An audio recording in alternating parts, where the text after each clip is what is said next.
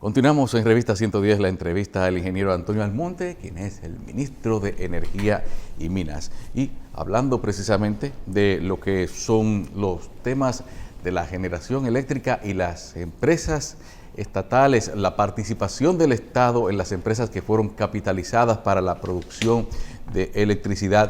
Queremos saber si dentro de esta ola de cambios que se promueve desde la actual administración, ¿qué piensan hacer o qué resultados pueden estarse viendo en lo inmediato en cuanto a lo que es el recibo por parte del Estado de los beneficios económicos por su participación accionaria en las empresas generadoras de electricidad?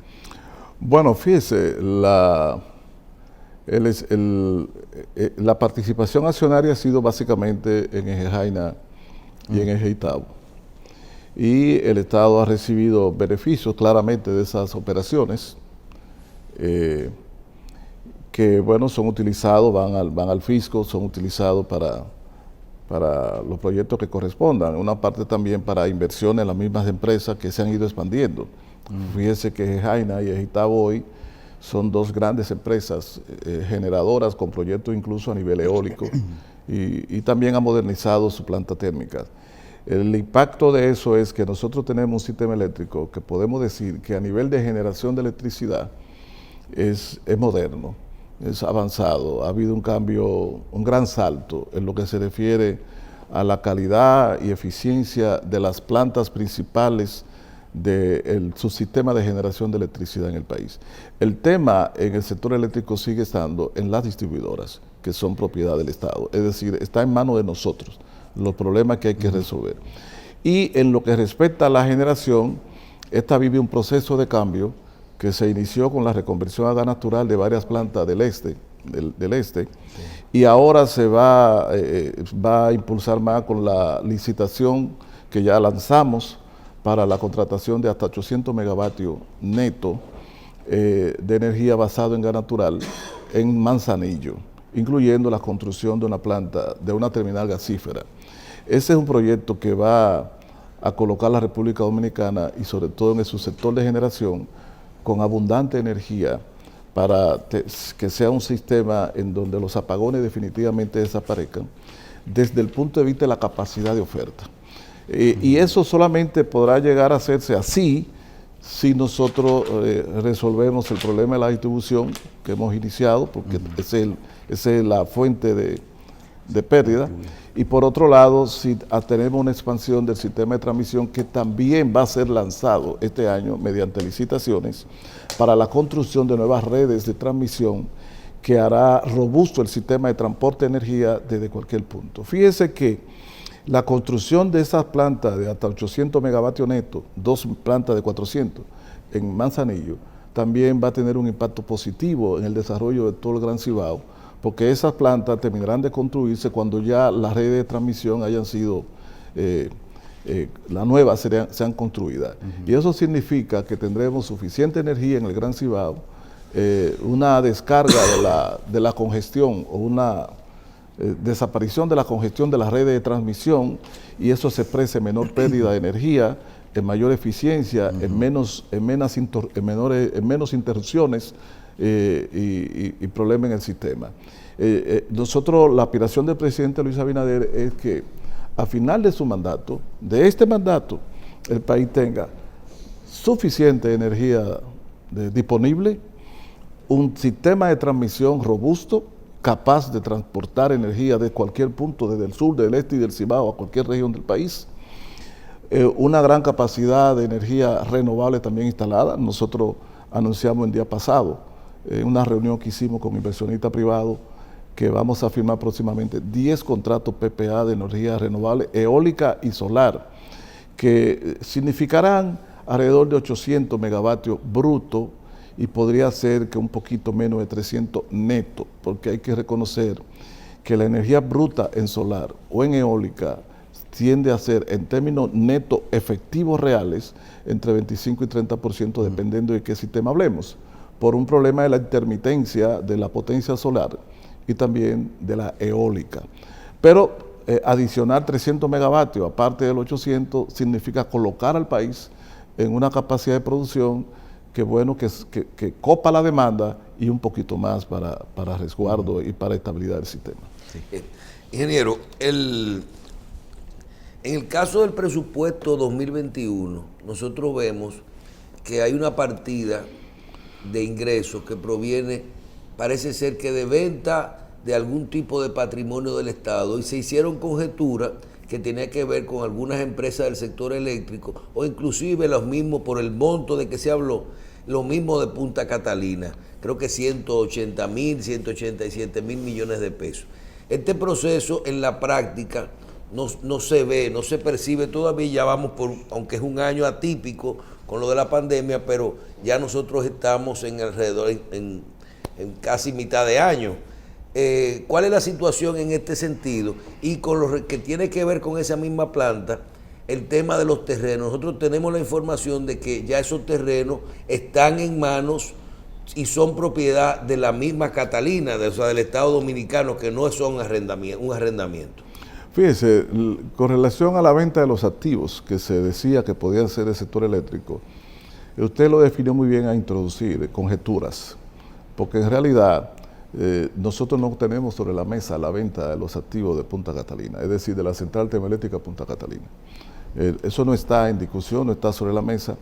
No le quiero yo decir a usted que dentro de un tiempo, en cualquier circunstancia, en esto o en otro gobierno, surja esa necesidad, pero ahora mismo no forma parte de la agenda de eso. La agenda de nosotros con relación a Punta Catalina es esencialmente seguir las negociaciones con el consorcio contratista para resolver los problemas que le hemos presentado y que tienen que ver con el cumplimiento de contrato, etcétera. Y se está en ese proceso de una manera discreta, profesional, porque lo que queremos es resolver, porque fíjense que las dos plantas todavía continúan en garantía y que ninguna de las dos plantas ha recibido la aceptación final, porque precisamente hay cuestiones que todavía no satisfacen al contratante, en este caso la CDE o gobierno dominicano, pero sin embargo hay un diálogo positivo con el contratista para buscar la solución.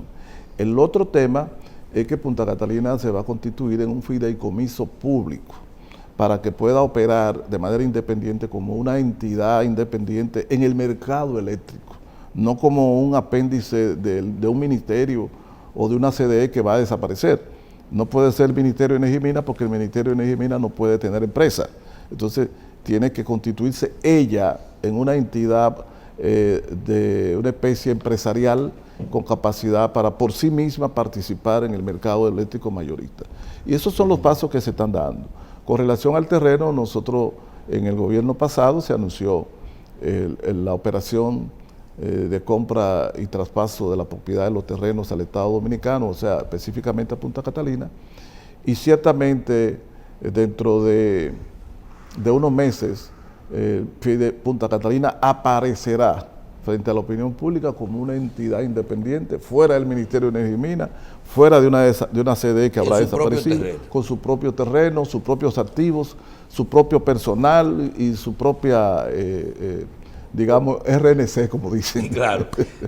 Ministro, otro tema importante es, nosotros desarrollamos varios programas en los años hace unos años, con las autoridades anteriores, y le dábamos seguimiento a lo que era la exploración y la explotación de petróleo y de gas en República Dominicana. Se hablaba de que ya habían por lo menos los indicios, los estudios necesarios de que decían que sí, que ahí existe en República Dominicana. Se hablaba de mantener la exploración por el tema de la calidad y de la cantidad y de la ubicación exacta, pero que ya habían cosas que estaban definidas y que inclusive en el mar, que ahí está la mayor cantidad de gas de la zona y en fin, la situación de este proceso que nosotros como dominicanos entendemos que es un proceso vital, porque son procesos que duran tantos años para uno poder ver los éxitos. A lo mejor no se usará el petróleo cuando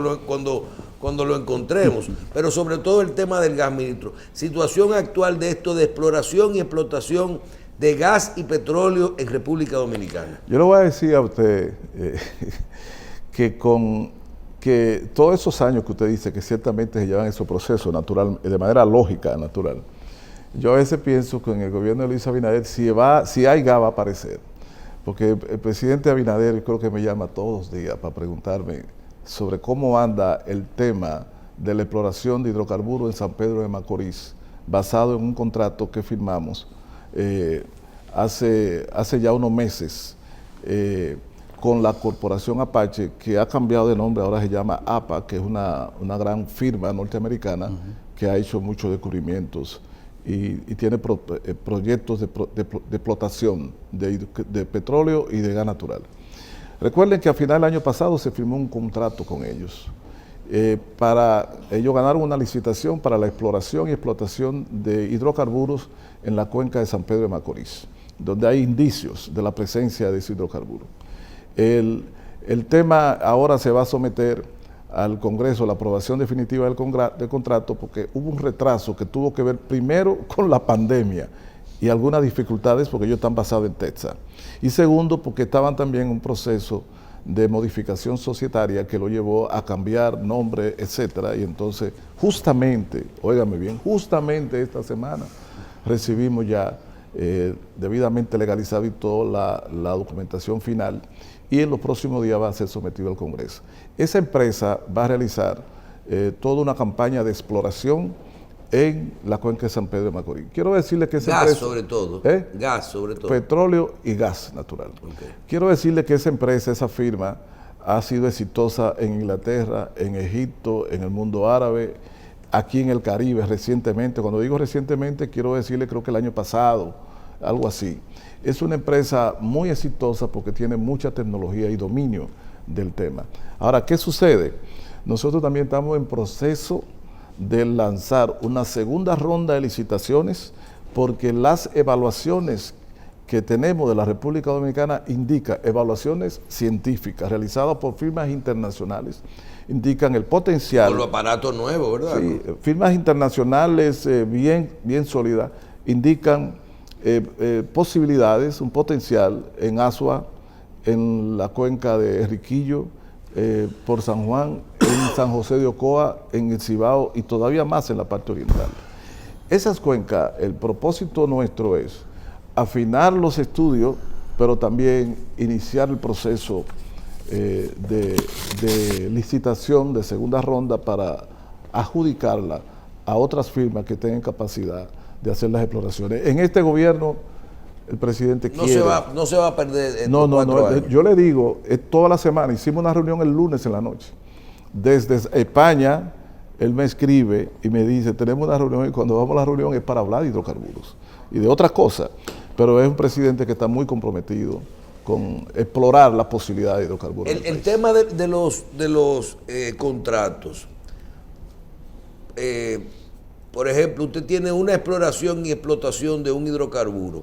¿Cómo se manejan los porcentajes hacia lo que es el Estado Dominicano?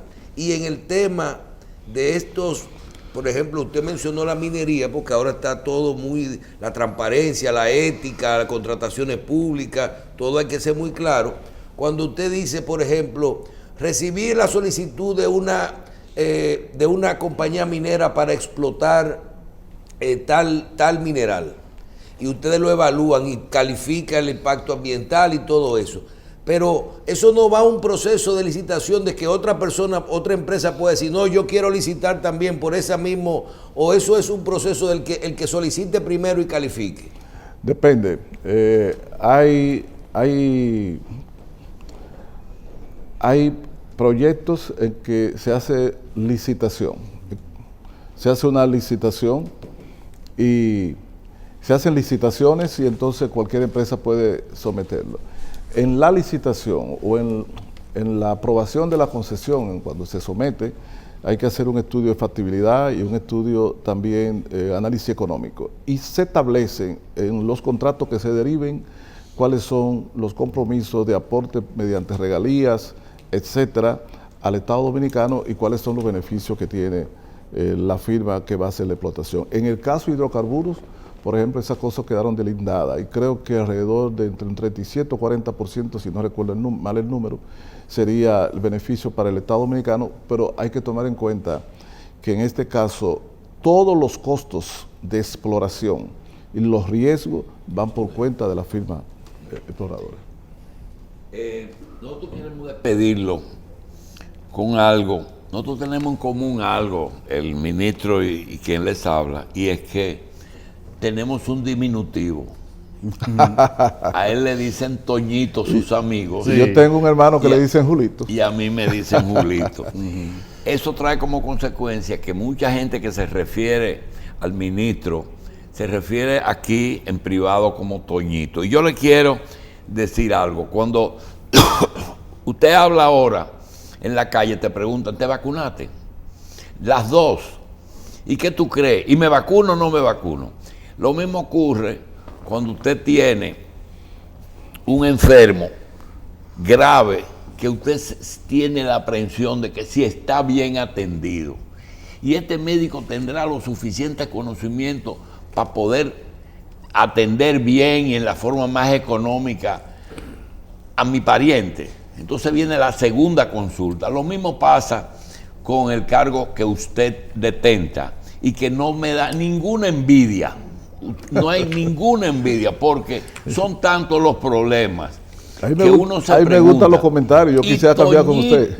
Y Luisito, como le dicen a los dos, tendrán una conciencia de que solo en energía y minas tienen que tener una información que no la da los 20 años que tiene él en energía. Energía no es generar, energía es todo lo que en este país consume nuestras divisas, es energía.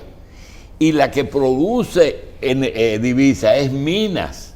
Entonces él tiene los dos elementos en sus manos y entonces tiene consumidor. Es posible que el ministerio que usted dirige tenga la cifra de cuánto dinero nosotros generamos cuando obtenemos energía en todas las áreas. ¿Cuánto le cuesta al consumidor? ¿Cuánto ustedes le pagan a los generadores? ¿Cuánto ustedes compran de combustible de todos los tipos? ¿Cuál es el futuro en este año, siglo XXI? Si estamos preparados para las no renovables, ¿hasta dónde las no renovables tienen vigencia? Hablen un poco de si ustedes están listos para este monstruo. Mire, con la venia de... Y ya no lo embromamos. No, con la... El menú que usted ha colocado es un menú interesante que lamento no fuera desde el inicio porque ahí se resumen muchas cosas y ojalá podamos desarrollarlo, algunos de esos aspectos en una próxima oportunidad. ¿Seguro? Por un problema de tiempo. Pero le puedo decir a usted, en primer lugar, que con relación a la información y la formación, que son los dos aspectos fundamentales para dirigir un ministerio como Energía y Minas, o dos de los aspectos, hay otro aspecto que tiene que ver con el compromiso con la transparencia, etcétera. Eso es muy difícil discutirlo, sino que eso hay que dejarlo a los hechos, las evidencias de los hechos. Porque yo puedo venir aquí a hacer una exposición dialécticamente correcta e impresionante, pero puede ser que no tenga la capacidad operativa real para hacer las transformaciones que digo. Entonces hay que ver los resultados de las actuaciones. Y vamos a llevarnos más de los hechos que del discurso. Mire, la República Dominicana en el campo de energía está de manera con mucho retraso inaugurando lo que debió hacerse hace mucho. Durante mucho tiempo, aquí se consideró que el problema eléctrico dominicano era un problema de quién administrara la CDE. No se entendió que el sistema eléctrico, que si hay algo que es sistémico es el de electricidad y que tiene elementos que son económicos, tecnológicos, regulatorios, etcétera. Cuando en el mundo, sobre todo en los países de América Latina y algunos otros países del mundo, comenzaron los ministerios de energía y minas, o los ministerios de energía, depende del país, en algunos casos ministerio de minas, en otros de energía, en otros de energía y minas, tenía que ver con la necesidad de que desde el Estado, así como se planifican y se hacen políticas para salud pública, para educación, para la seguridad ciudadana políticas económicas, también hay que hacer política para un eje transversal de la vida, que es el de la energía. Y las políticas públicas en el campo de la energía, en lo que se refiere a aprovechamiento de recursos, en las políticas de expansión y de inversión en transmisión, en distribución, las políticas tarifarias, la regulación de la competencia, tiene que hacerse mediante un ministerio con especialistas en esos campos que están relacionados, pero son diversos, son diferentes. Entonces, el Ministerio de Energía y Minas, el de ahora, con la potestad que la Ley 113 y con la fuerza que le da el decreto presidencial al Ministerio de Energía y Minas, se va a comenzar, yo diría así, es el inicio de elaboración de políticas públicas en el campo energético desde un punto de vista integral, por primera vez que debió hacerse. Nosotros conocemos exactamente el impacto que tiene en la economía desde el punto de vista de la producción y en los ciudadanos el tema electricidad. Mira, el tema eléctrico tiene, entre otras cosas, consecuencias muy relevantes en lo que se refiere a las condiciones de vida de la gente, y no quiero repetir lo que todo el mundo conoce, pero tiene que ver no solamente con la calidad del servicio, sino con el precio. El precio de la energía en República Dominicana ha ido bajando, no hasta los niveles que se quiere, pero ha ido bajando con los cambios de combustibles y la reducción del precio de combustible. Ahora, no ha bajado hasta donde se debe porque todavía falta seguir modernizando y rebajando los costos de producción del sector de generación. Todavía falta que las empresas distribuidoras tengan contratos adecuados. Las empresas distribuidoras hoy día, don Julio, compran el 92% de su energía que vende, la compra con contratos. Y esos contratos le hacen tener a las empresas distribuidoras precio promedio de 11 puntos pico centavos de dólares por kilovatio hora. Y la distribuidora tiene que vender, en algunos casos, por debajo del precio, sobre todo cuando lo venden a usuarios no regulados.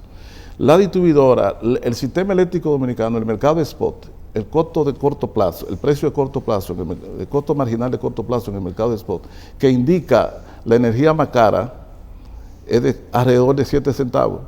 La distribuidora están comprándole por contrato a 11 centavos. Bueno, pero por lo menos sabemos que Toñito sabe lo que yo le quiero decir con eso es que esa diferencia de distribuidora comprando energía cara se traspasa a ciudadanos. Bien. Entonces, todas esas distorsiones tienen que ser corregidas para que nosotros podamos. Y ustedes lo saben. Nosotros no solamente tenemos los diagnósticos y estamos trabajando en esa dirección.